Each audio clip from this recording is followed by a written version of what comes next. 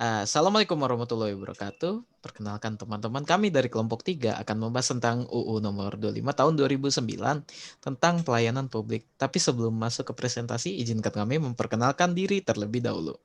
Nama saya Muhammad Dega, absen 15. Nama saya Ilham Huda, absen 12. Nama saya Anggia Cetara, absen 4. Nama saya Roslindi Sisya Syanturi, absen 24. Baik, setelah kami memperkenalkan diri, izinkan kami mempresentasikan presentasi kami. Oke, jadi kita masuk ke U25 tahun 2009 tentang pelayanan publik. Tapi sebelum itu, karena di RPS sedikit menyinggung tentang etos kerja, maka kita akan membahas sedikit tentang etika kerja dan etos kerja. Jadi apa itu etos kerja? Adalah secara etimologis, etos berasal dari bahasa Yunan yang berarti tempat hidup, atau istiadat atau kebiasaan, etikos yang berarti teori kehidupan, yang kemudian menjadi etika. Lalu ada di bahasa Inggris, ethos berarti starting point, to appear, disposition, hingga disimpulkan sebagai karakter. Lalu di bahasa Indonesia berarti sifat dasar atau pemunculan. Pengertian etos itu sendiri adalah seperangkat pemahaman dan keyakinan terhadap nilai-nilai yang secara mendasar mempengaruhi kehidupan, menjadi prinsip-prinsip pergerakan dan cara berekspresi yang khas pada sekelompok orang dengan budaya serta keyakinan yang sama. Menurut Anoraga, etos kerja merupakan suatu pandangan dan sikap suatu bangsa atau umat terhadap kerja. Lalu menurut Webster's Online Dictionary, etos kerja diartikan sebagai earnestness or fervor in working, moral with regard to the task at hand, kesungguhan atau semangat dalam bekerja, suatu pandangan moral pada pekerjaan yang dilakoni. Lalu kita akan sedikit membahas perbedaan antara etika kerja dan etika profesi. Sebenarnya tidak ada terlalu banyak perbedaan, tapi hal ini masih diperdebatkan, jadi kita akan bahas sedikit. Etika profesi atau etika profesional merupakan suatu bidang etika sosial terapan, di mana etika profesi ini berkaitan dengan kewajiban etis mereka yang menduduki posisi yang disebut profesional. Contohnya seperti dokter, akuntan, pengacara, dan sebagainya. Mungkin hal ini juga pernah dibahas dulu di audit keuangan sektor komersial. Jadi ini sedikit berhubungan. Mungkin bisa kita skip ya yang di sini aja. Kita langsung ke belakang.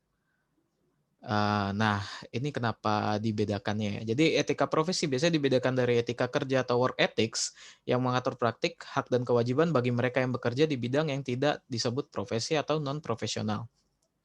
Non-profesional adalah pegawai atau pekerja biasa dan dianggap kurang memiliki otonom atau kekuasaan atau kemampuan profesional. Lalu sejumlah pendapat yang menyatakan bahwa tidak ada alasan moral untuk melakukan etika kerja dari kajian etika profesional karena keduanya tidak terlalu berbeda dari jenisnya, kecuali yang menyangkut besarnya bayaran yang diterima dari pekerjaan mereka. Lalu pertimbangan utamanya di kedua hal ini adalah bahwa orang pada umumnya tidak terlampau mengkhawatirkan terjadi perampasan atau pengambil alihan pekerjaan, melainkan mengkhawatirkan terjadi penyalahgunaan kewenangan, kekuasaan atau keahlian dan mereka sendiri. Lalu ini ada pembedaan antara etika profesi dan etika kerja biasanya dilakukan karena aktivitas para profesional seperti dokter, pengacara, dan akuntan yang tadi adalah berbeda dengan pekerja lain pada umumnya. Karena para profesional ini memiliki karakteristik khusus dari segi pendidikan atau pelatihan, pengetahuan, pengalaman, dan hubungan dengan klien mereka yang membedakannya dari pekerja non-profesional. Tuntutan akan standar profesionalisme dan etika terhadap profesional adalah jauh lebih tinggi dibandingkan terhadap non-profesional.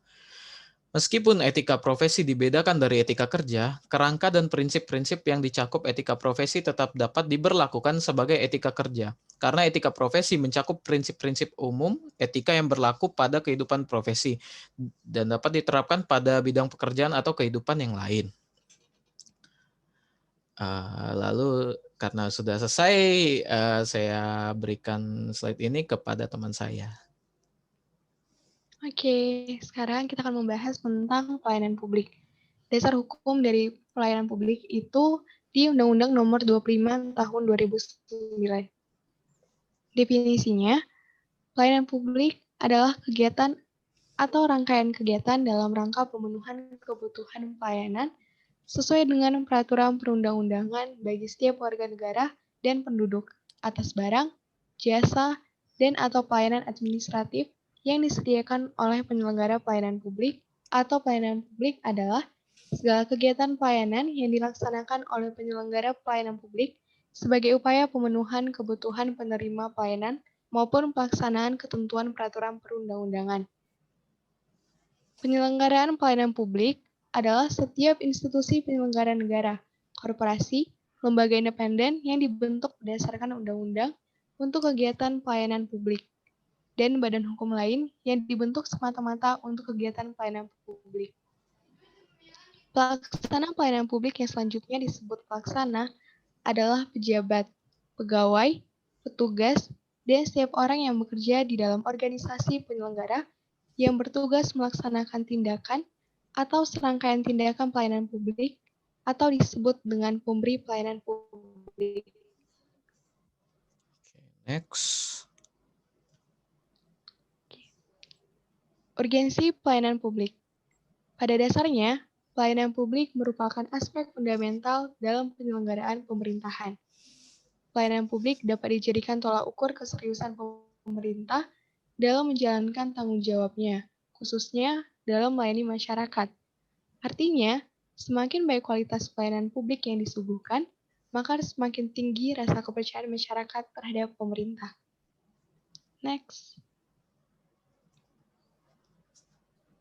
Sekarang kita akan membahas tentang ruang lingkup pelayanan publik. Ruang lingkup pelayanan publik meliputi pelayanan barang publik dan jasa publik, serta pelayanan administratif yang diatur dalam peraturan perundang-undangan. Ruang lingkup tersebut meliputi pendidikan, pengajaran, pekerjaan, dan usaha, tempat tinggal, komunikasi dan informasi, lingkungan hidup, kesehatan, jaminan sosial, energi, perbankan, perhubungan, sumber daya alam, pariwisata, dan sektor strategis lainnya. Selanjutnya akan dibahas oleh teman saya. Baik, selanjutnya ada asas-asas pelayanan publik berdasarkan Undang-Undang Nomor 25 Tahun 2009. Ada 12 asas. Yang pertama adalah kepentingan umum, kepastian hukum, kesamaan hak, keseimbangan hak dan kewajiban, keprofesionalan, partisipatif, persamaan perlakuan atau tidak diskriminatif, keterbukaan, akuntabilitas, fasilitas, dan perlakuan khusus bagi kelompok rentan, ketepatan waktu, dan kecepatan, kemudahan, dan keterjangkauan. Selanjutnya ada prinsip-prinsip pelayanan publik. Prinsipnya itu ada kesederhanaan, kejelasan, kepastian waktu, akurasi, keamanan, tanggung jawab, kelengkapan sarana dan prasarana, kemudahan akses, kedisiplinan, kesopanan dan keramahan, dan kenyamanan. Ada 6 standar pelayanan publik, yaitu prosedur pelayanan, waktu penyelesaian, biaya pelayanan, produk pelayanan, sarana dan prasarana, serta kompetensi petugas pemberi pelayanan. Lalu ada hak penyelenggara pelayanan publik. Hak penyelenggara antara lain memberikan pelayanan tanpa dihambat pihak lain yang bukan tugasnya, melakukan kerjasama, mempunyai anggaran pembiayaan penyelenggaraan pelayanan publik, melakukan pembelaan terhadap pengaduan dan tuntutan yang tidak sesuai dengan kenyataan dalam penyelenggaraan pelayanan publik, serta menolak permintaan pelayanan yang bertentangan dengan peraturan perundang-undangan. Selanjutnya akan dilanjutkan oleh Ilham. Terima kasih Anggi. Oke teman-teman, selanjutnya kami akan membahas tentang kewajiban penyelenggara pelayanan publik. Kewajiban penyelenggara pelayanan publik yang pertama adalah menyusun dan menetapkan standar pelayanan. Lalu berikutnya adalah menyusun, menetapkan, dan mempublikasikan maklumat pelayanan. Berikutnya, menempatkan pelaksana yang kompeten, menyediakan sarana, prasarana, dan atau fasilitas pelayanan publik yang mendukung terciptanya iklim pelayanan yang memadai. Berikutnya, memberikan pelayanan yang berkualitas sesuai dengan asas penyelenggaraan pelayanan publik. Melaksanakan pelayanan sesuai dengan standar pelayanan. berpartisipasi aktif dan mematuhi peraturan perundang-undangan yang terkait dengan penyelenggaraan pelayanan publik, memberikan pertanggungjawaban terhadap pelayanan yang diselenggarakan, membantu masyarakat dalam memahami hak dan tanggung jawabnya, bertanggung jawab dalam pengelolaan organisasi penyelenggara pelayanan publik, lalu memberikan pertanggungjawaban sesuai dengan hukum yang berlaku apabila mengundurkan diri atau melepaskan tanggung jawab atas posisi atau jabatan. Dan yang terakhir, memenuhi panggilan atau mewakili organisasi untuk hadir atau melaksanakan perintah suatu tindakan hukum atas permintaan pejabat yang berwenang dari lembaga negara atau instansi pemerintah yang berhak, berwenang, dan sah sesuai dengan peraturan perundang-undangan. Berikutnya, ada kewajiban bagi pelaksana pelayanan publik. Yang pertama adalah melakukan kegiatan pelayanan sesuai dengan penugasan yang diberikan oleh penyelenggara. Yang kedua, memenuhi panggilan untuk hadir atau melaksanakan perintah suatu tindakan hukum atas permintaan pejabat yang berwenang dari lembaga negara atau instansi pemerintah yang berhak, berwenang, dan sah sesuai dengan peraturan perundang-undangan. Yang ketiga, melakukan evaluasi dan membuat laporan keuangan dan kinerja kepada penyelenggara secara berkala. Yang keempat, memberikan pertanggungjawaban atas pelaksanaan pelayanan sesuai dengan peraturan perundang-undangan. Lalu yang kelima, memberikan pertanggungjawaban apabila mengundurkan diri atau melepaskan tanggung jawab sesuai dengan peraturan perundang-undangan. Berikutnya, kita akan membahas tentang larangan bagi pelaksana pelayanan publik. Larangan yang pertama yaitu merangkap sebagai komisaris atau pengurus organisasi usaha bagi pelaksana yang berasal dari lingkungan instansi pemerintah, badan usaha milik negara, dan badan usaha milik daerah. Yang kedua, meninggalkan tugas dan kewajiban kecuali mempunyai alasan yang jelas, rasional, dan sah sesuai dengan peraturan perundang-undangan. Ketiga, menambah pelaksana tanpa persetujuan penyelenggara. Keempat, membuat perjanjian kerjasama dengan pihak lain tanpa persetujuan penyelenggara. Dan yang terakhir, melanggar asas penyelenggaraan pelayanan publik. Berikutnya, kami akan membahas perilaku pelaksana dalam memberikan pelayanan publik. Yang pertama, adil dan tidak diskriminatif. Cermat, santun dan ramah, kemudian tegas, andal, dan tidak memberikan putusannya berlarut-larut, kemudian profesional, tidak mempersulit, patuh pada perintah atasan yang sah dan wajar, kemudian menjunjung tinggi nilai-nilai akuntabilitas dan integritas institusi penyelenggara, tidak membocorkan informasi atau dokumen yang wajib dirahasiakan sesuai dengan peraturan perundang-undangan, lalu terbuka dan mengambil langkah yang tepat untuk menghindari benturan kepentingan. Berikutnya, tidak menyalahgunakan sarana dan prasarana serta fasilitas pelayanan publik, tidak memberikan informasi yang salah atau menyesatkan dalam menanggapi permintaan informasi, serta proaktif dalam memenuhi kepentingan masyarakat. Lalu tidak menyalahgunakan informasi, jabatan, dan atau kewenangan yang dimiliki. Lalu sesuai dengan kepantasan. Dan yang terakhir, tidak menyimpang dari prosedur.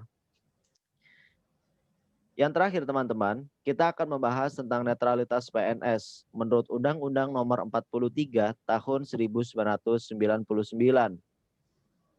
Pertama, pegawai negeri berkedudukan sebagai unsur aparatur negara yang bertugas untuk memberikan pelayanan kepada masyarakat secara profesional, jujur, adil, dan merata dalam penyelenggaraan tugas negara, pemerintahan, dan pembangunan.